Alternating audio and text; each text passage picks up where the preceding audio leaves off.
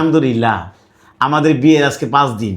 5 দিনে আমি আমার বইতে কি পাইলাম বা আমার বউরে আমি কত সন্তুষ্ট করতে পারলাম, আমি আমার বউরে জিজ্ঞাসা করবো। আশা, হ্যাঁ, আমি তোমার আজকে 5 দিন ধরে বিয়ে করছি, তাহলে আমাদের দাম্পত্য জীবন বা মানে আমাদের দিনগুলি কেমন কাটাচ্ছে তুমি যদি বিষয় একটু ক্লিয়ার করতা।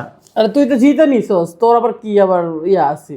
আচ্ছা এটা কথা কস, আমি কি আমার জিতস তাই তুই পাইয়া? আমি তোমার জিতছি, দেখেন ও আমার বউ, আমি ওরে বিয়ে করে গাইস আমি পৃথিবীটা জিতছি, দুনিয়াটা জিতছি। আল্লাহর কাছে আল্লাহ, আমি আপনি দুনিয়াতে থাকা আমি জিতে গেছি, জান্নাত মালিক আপনি আমার জান্নাত দিছেন, ওর পায়ের নিচে আমার জান্নাত দেন। এই যে পাউডা, যে পায়ের নিচে আমার আল্লাহ আমার মালিক জান্নাত করছে।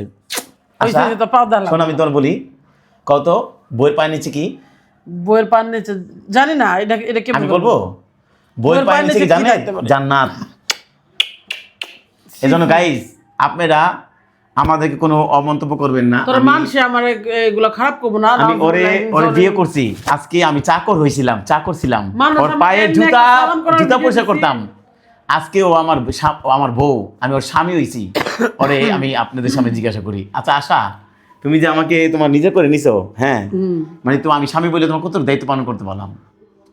এখনো কিছুই পারো না, কিন্তু আমি ধন্য বিয়ে করছি মানে জীবনে। আর হলো ওকে আমি কিছুই পাই নাই এখনো পর্যন্ত, কিন্তু ও কিছু পাই বা না পায়, আমি তো টাকা লোভে বিয়ে করি নেই, ওর তো টাকা পয়সা ধন সম্পদ নাই, কিন্তু ও একটা যে ভালো মানুষ হবো এটাই আমি সবসময় প্রত্যাশা করি। গাইস আমি ওরে যে বিয়ে করছি না, আল্লাহ মনে হয় আমারে ওর কাছে চাকর হিসাবে পাঠাইছিল এক সময়।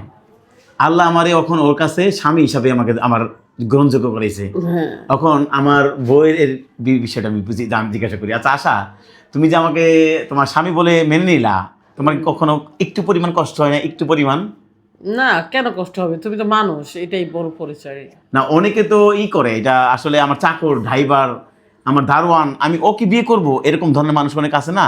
না, আমার কাছে সেটা মনে হয় না, কিন্তু এমনি কষ্ট লাগছে যে আদৌকে ঠিক করতেছি, আদৌকে আমার পরবর্তী সমস্যা হবে, ভালো কিছু হবে। গাইজ দেখেন, যার শরীরে হাত দিতে গেলে কারেন্টের মতন বিদ্যুতের মতন চমক দিত, আজকে তারে আপনাদের সামনে আমি প্রকাশ্যে কিস করলাম। কারণ কেন কিস করলাম বলি, কেন কিস করলাম জানেন? ও আমার বউ, ও আমার হালাল স্ত্রী, এই জন্য আপনাদের মাঝে এটাই আমি বলতে কি চাই। পাগল বিয়ে করছি বলেন তো আপনারা একটু গেস করে। গাইজ আমি তো পাগল হয়ে গেছি। কথা কয়, আমি পাগল কেন হয়েছি জানেন? এইরকম নারী যার পায়ের যোগ্যতা না আমি, তাকে বিয়ে করছি। আমি এইভাবে বলতে হয় না, আল্লাহ তাআলা কাকে কখন কি দিবে এটা তো মালিকের ইচ্ছাতে। আমি আসলে গাইস আমাদের অনেক ভালো লাগতেছে আমাকে। আমি এই ব্যাপারে আমি কতটা আল্লাহর কাছে আনন্দিত জানেন, সেটা মালিকে জানে। আর আশা আমার থেকে কত পাবে কি পাবে না জানি না। অবশ্যই আমি আশাকে অনেক ভালোবাসা দিব এবং তাকে দাম্পত্য জীবনে আমি খুব খুশি রাখবো। আমরা নেক্সটে আল্লাহর রহমতে দেখি কোথায় কি করি, আপনাদেরকে জানাবো। আর আশা, তুমি কিছু বলো? অবশ্যই সবাই যারা আমাদের ভালোবাসেন অবশ্যই এইভাবে ভালোবেসে যাবেন। আর কেমন লাগলো আমাদের জীবনগুলো, কেমন কাটবে, মানে কেমন দিন সামনে আসবে, অবশ্যই আপনাদের সাথে শেয়ার করব। আর আমাদের দোয়া করবেন যেন আমাদের সামনে সব কিছু ভালো করতে পারি ইনশাল্লাহ। গাইস সবাই ভালো থাকবেন, সুস্থ থাকবেন। আসসালামু আলাইকুম ওয়া রাহমাতুল্লাহ।